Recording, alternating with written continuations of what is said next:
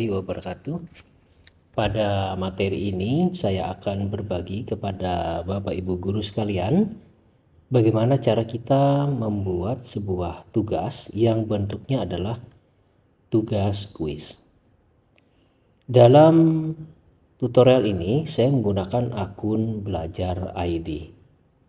Perbedaan akun Belajar ID dengan akun reguler itu bisa terlihat nanti pada saat kita menggunakan di bagian penilaian dan kuis.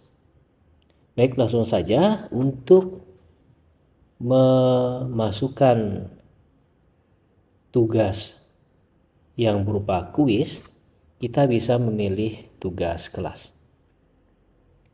Kemudian kita bisa pilih buat. Di sini terdapat dua jenis tugas, yaitu tugas biasa dan tugas kuis. Tugas biasa kita gunakan untuk tugas yang sifatnya dikumpulkan. Bisa saja dalam bentuk foto, bisa saja dalam bentuk esai, bahkan bisa saja dalam bentuk audio dan juga video. Bisa juga dalam bentuk dokumen, PDF, dan lain-lain. Pada tutorial ini, saya fokus pada bagaimana cara membuat tugas yang bentuknya adalah kuis. Kita pilih tugas kuis, kemudian kita beri judul tugasnya atau kuisnya. Misal saya sebutkan saja, yaitu kuis 1. Artinya kuis yang dibuat adalah kuis yang nomor 1. Di sini kita beri petunjuk atau informasi terkait dengan kuis ini. Seperti misalnya batas waktu kuis, kemudian saran-saran yang bagus, bagaimana cara mereka menjawab, memberikan kesempatan mereka untuk belajar terlebih dahulu, atau mungkin kisi-kisi juga kita bisa berikan pada bagian petunjuk ini, ya. Tidak diisi pun tidak masalah, tetapi akan lebih baik diisi karena di sini tentu ada memuat instruksi-instruksi yang kita harapkan nanti para peserta didik itu bisa membaca dan memahami instruksi yang kita inginkan. Disinilah beda antara akun Gmail yang reguler dengan Belajar ID. Bisa kita lihat di sini ada informasi atau tombol yang bisa melakukan impor nilai dari kuis. Sedangkan dengan akun reguler kita tidak bisa mengimpor nilai. Jadi nilai kuis harus kita input secara manual. Tetapi dengan adanya akun Belajar ID, hasil kuis otomatis akan masuk dalam penilaian kita. Berikutnya, dalam tugas yang jenisnya kuis, itu pasti akan selalu membuat Google Form, ya. Jadi dia akan selalu membuat sebuah Google file, yaitu Google Formulir atau Google Form, dan namanya juga masih blank quiz. Jadi kita tidak perlu khawatir nanti nama ini kita ubah. Nah, pada bagian kanan, target kuis kita ini kemana? Jadi kebetulan saya untuk satu kelas saja, ya saya centang di sini. Kalau saya untuk semua kelas, saya aktifkan semua. Kalau kita ingin hanya beberapa siswa saja, ya kita bisa lakukan pilihan siswa yang kita inginkan. Nah, kategori nilai ini harus kita masukkan karena ini nanti hubungannya dengan pembuatan nilai yang sudah saya jelaskan pada tutorial sebelumnya. Kita coba pengetahuan saja. Nah, kira-kira berapa maksimum dari kuis ini yang kita dapat? Ya, kita mungkin 100 ya. Ini adalah batas tenggat waktu yang kita beri kesempatan kepada peserta didik. Apakah peserta didik bisa mengisi tugas kalau sudah terlambat? Bisa saja. Nanti akan ada kategori terlambat. Ya, kita bisa melihat hasil pengiriman peserta didik, apakah tepat waktu atau melewati waktu, sehingga nanti muncul notifikasi bahwa siswa tersebut atau peserta didik tersebut terlambat melakukan kuis. Tentu dalam proses sehari-hari atau dalam kondisi kita di lapangan, kita akan tanyakan kepada siswa kenapa dia tidak melakukan atau tidak melaksanakan kuis tepat waktu seperti yang telah diberikan. Dalam hal ini saya tidak perlu membatasi. Kemudian topik, nah topik ini adalah sesuai dengan materi apa. Ya, pada saat ini saya tidak memberikan topik seperti ini. Nah, kalau sudah seperti ini, maka kita tinggal mengelola kuis yang akan kita gunakan dalam tugas kuis tersebut. Kita tunggu beberapa saat. Disinilah kita mengganti nama kuis kita. Tadi kita sepakat nama kuisnya adalah kuis 2. Kuis 1, maaf ya. Kuis 1. Sini juga kita beri nama kuis 1. Oke.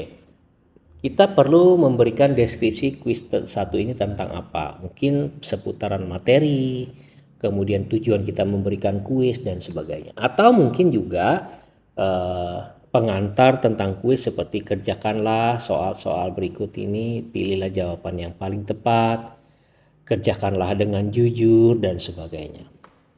Oke. Selanjutnya kita tinggal membuat pertanyaan pada kuis. Misalnya saya di sini adalah pilihan ganda atau multiple choice. Kita buat seperti ini ya.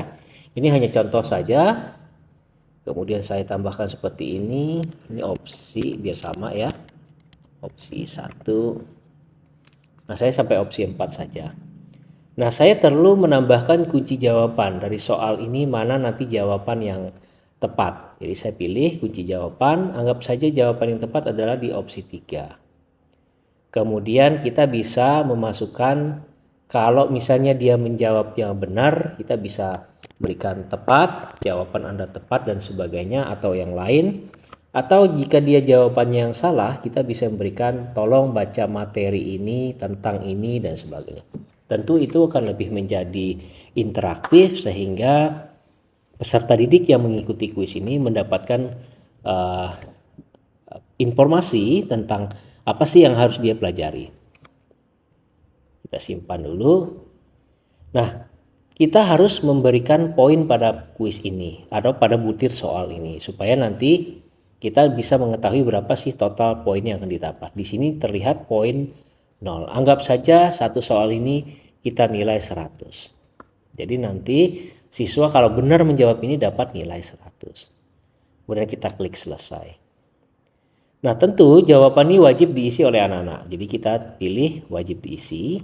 Dan kalau bisa kita atur supaya opsi 1 sampai opsi 4 ini letaknya tidak sama persis setiap peserta didik. Artinya setiap peserta didik yang membaca soal nomor 1 ini, opsi jawabannya, pilihan posisi jawabannya berubah. Jika pada saat ini opsi 3 ada di urutan ketiga, maka di siswa yang lain mungkin opsi 3 akan berada di urutan pertama. Maka kita pilih acak urutan opsi. Selanjutnya kita perlu melakukan setelan. Kenapa sih kita harus melakukan setelan? Ini karena kita menggunakan akun Belajar ID. Sebenarnya dalam penggunaan kuis yang dibuat menggunakan akun Belajar ID sebaiknya juga digunakan peserta yang menggunakan akun Belajar ID. Seperti itu idealnya. Tapi dalam hal ini kita coba atur supaya setelannya terlihat settingannya jadi global dan tidak merepotkan kita pada saat ujian dan sebagainya atau pada saat pelaksanaan kuis. Kalau semua siswa atau peserta didik menggunakan akun Belajar ID, maka kuis ini tidak perlu diatur yang terlalu banyak ya. Tetapi karena ini untuk menghindari jikalau ada peserta didik yang tidak menggunakan akun Belajar ID, maka perlu pengaturan yang lebih rinci dan spesifik. Oke. Jadikan ini sebagai kuis, ini tetap kita aktifkan. Apakah kita perlu merilis nilai? Ya kalau kita ingin menampilkan nilai, kita aktifkan ya. Atau nanti juga boleh bisa. Tapi pada biasanya saya membiarkan saja bahwa anak-anak atau peserta didik bisa melihat nilai setelah dia selesai melakukan atau menjawab kuis.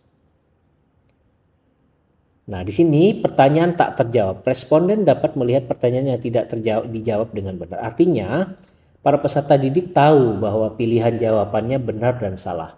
Tetapi setelah selesai ya, artinya ada adaptive mode atau ada mode adaptif sehingga dia bisa belajar, oh ternyata pada saat saya memilih ini jawaban saya itu yang salah ini, jawaban saya yang benar ini. Itu artinya memberikan kesempatan kepada siswa untuk mengetahui jawaban yang salah.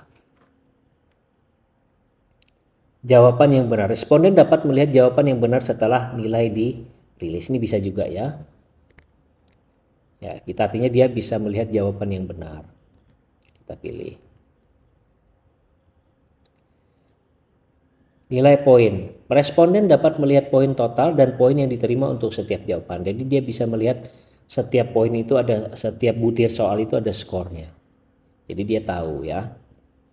Kemudian pada bagian jawaban, nah di sini, nah bagian ini yang perlu sekali yang harus kita atur, yaitu batasi untuk penggunaan pengguna di Kementerian Pendidikan Wajib pajak. Kita karena takutnya siswa itu, khawatirnya siswa itu ada yang tidak menggunakan akun Belajar ID, maka ini kita nonaktifkan. Artinya siapa saja yang punya link atau masuk di Google Classroom dan mengakses kuis ini bisa ikut terlibat dalam kuis yang kita buat. Kemudian kita batasi satu jawaban, artinya siswa atau peserta didik hanya satu kali saja menjawab soal, artinya dia tidak bisa berulang-ulang. Jadi hanya cukup satu kali. Ya, ini presentasi saja. Acak urutan pertanyaan, ini kalau kita mengacak pertanyaan kita pilih ini ya. Jadi pertanyaan tadi, butir soal tadi tidak akan sama antara satu dengan yang lain.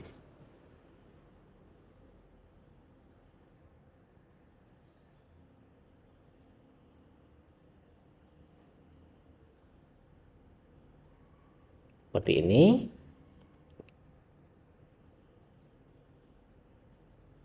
Ya. Nah, jadi inilah cara kita membuat kuis yang nanti akan digunakan oleh siswa kita dalam mengerjakan tugasnya ya. Jadi ini adalah settingan-settingan yang perlu kita ketahui atau perlu kita berikan kepada anak-anak. Nah, nanti nama kuis ini akan masuk di sini. Untuk sementara belum ya, karena kita belum menugaskan. Nanti kalau dia sudah ditugaskan, di sini akan berubah menjadi kuis 1. Oleh karenanya perlu sekali bagaimana kita membuat pengkodean tugas sehingga kode-kode tugas itu berurut, terstruktur, rapi, dan mudah dipahami. Demikian tutorial ini, semoga bermanfaat. Jika terdapat kesulitan atau hambatan, jangan sungkan untuk melakukan diskusi dan bertanya melalui Google Classroom yang telah kita buat. Terima kasih, semoga bermanfaat. Saya akhiri, billahi taufiq wal hidayah. Assalamualaikum warahmatullahi wabarakatuh.